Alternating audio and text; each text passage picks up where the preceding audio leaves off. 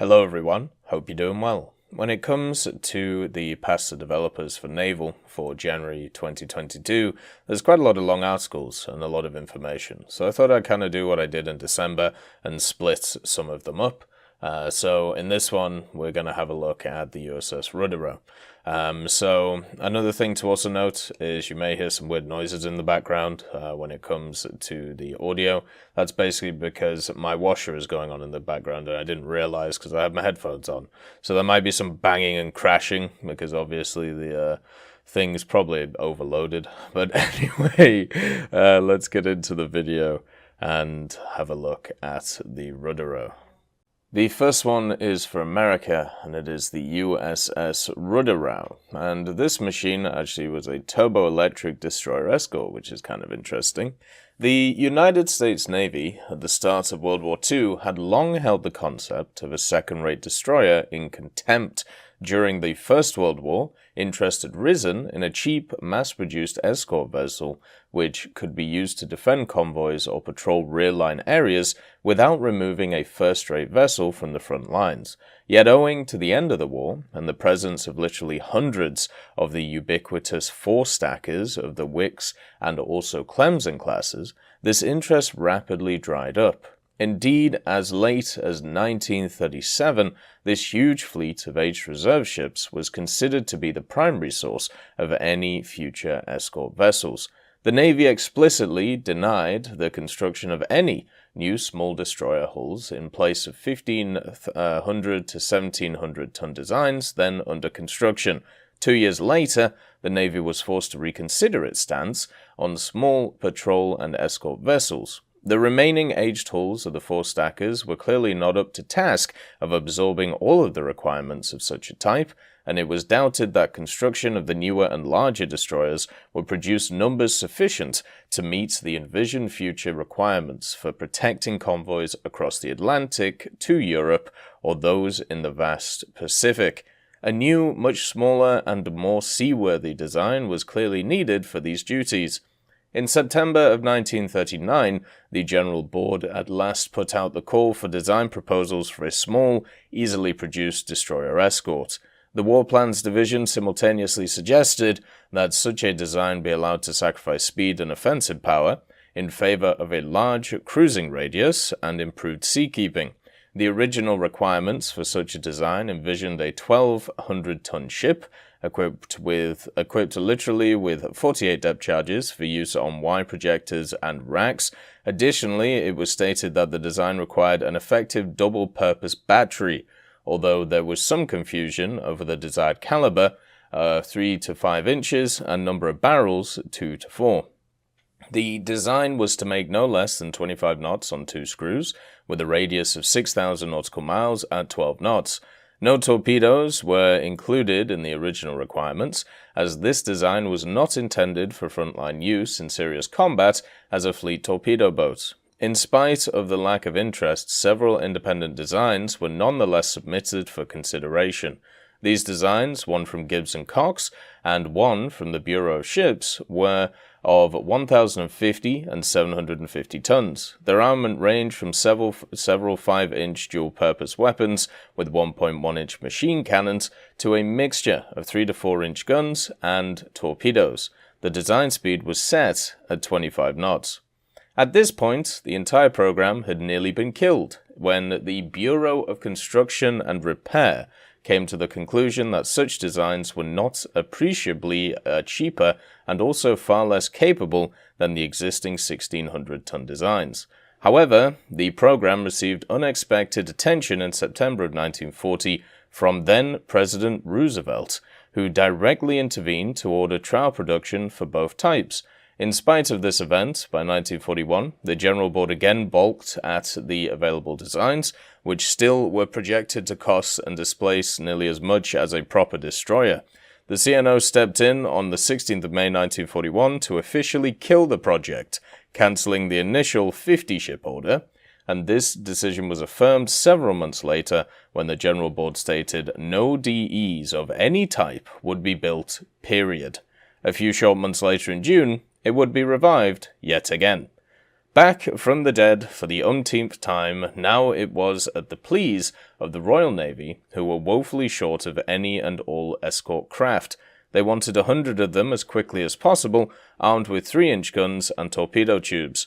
Roosevelt, still no doubt eager to spur production for American usage as well, signed off on 50 new escort ships for the British in August. View ships, again, found something new to cry about. There weren't enough shipyards to produce both DDs and DEs, so it was decided that most DEs would be built in civilian yards, which had never built a warship before. Follow-up orders for American productions were swift. First came an order for 250 in January of 1942, then 420 in September, and yet another 310 in 1943. In May of 43, a further 205 ships were ordered, to finally contract orders given the amounted to some 1,005 ships of the general DE type, although only 563 ever would be finished. There are a myriad of different design combinations which entered production in some manner or the next, although technically all ships of this type were to be built to a common standard.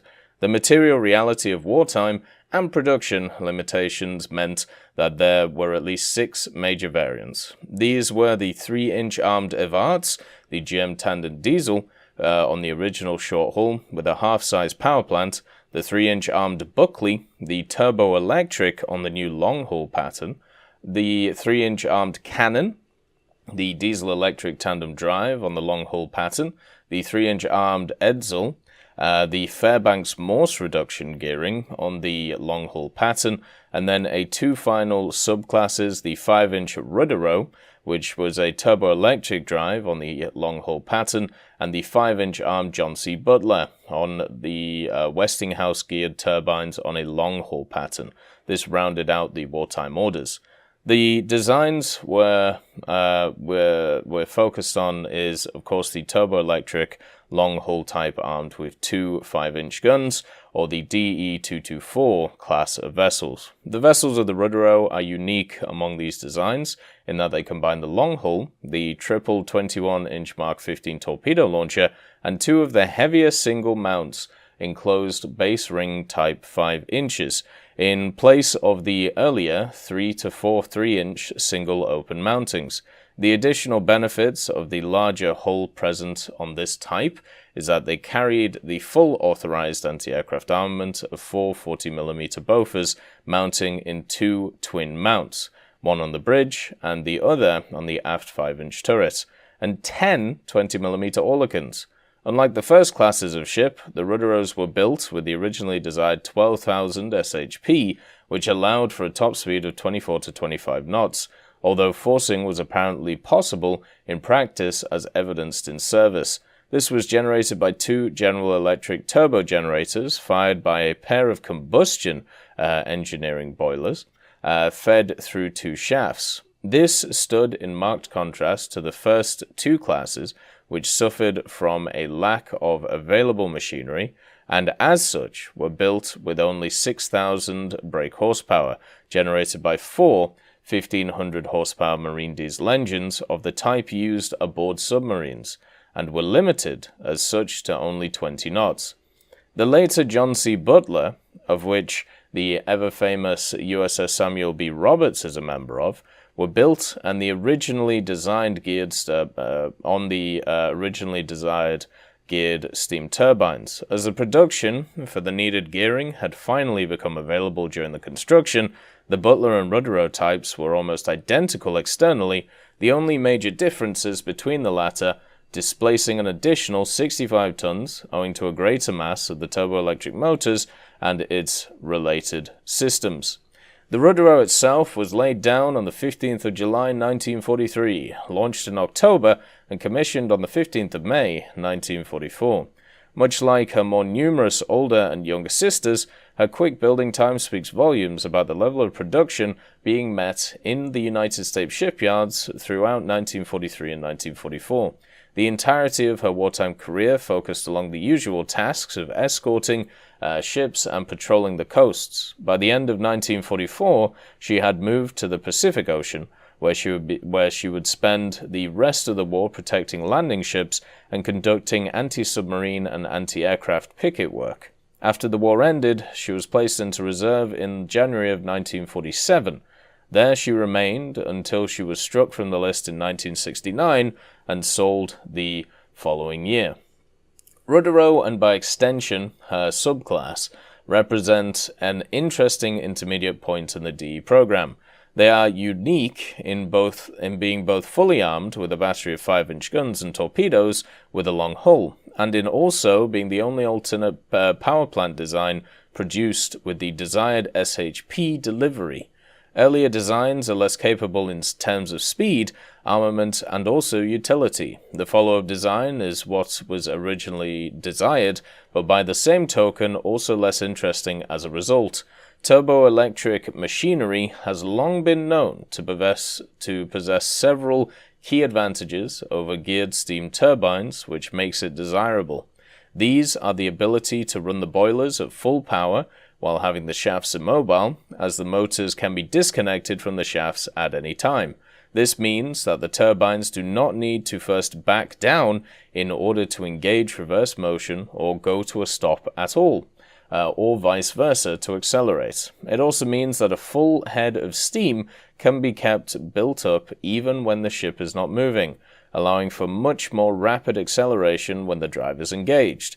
This results in a vastly superior handling characteristic, particularly when hunting submarines. Finally, the turboelectric drives have great power generating capability, as they essentially act in the same manner as steam-driven power generating station turbines function.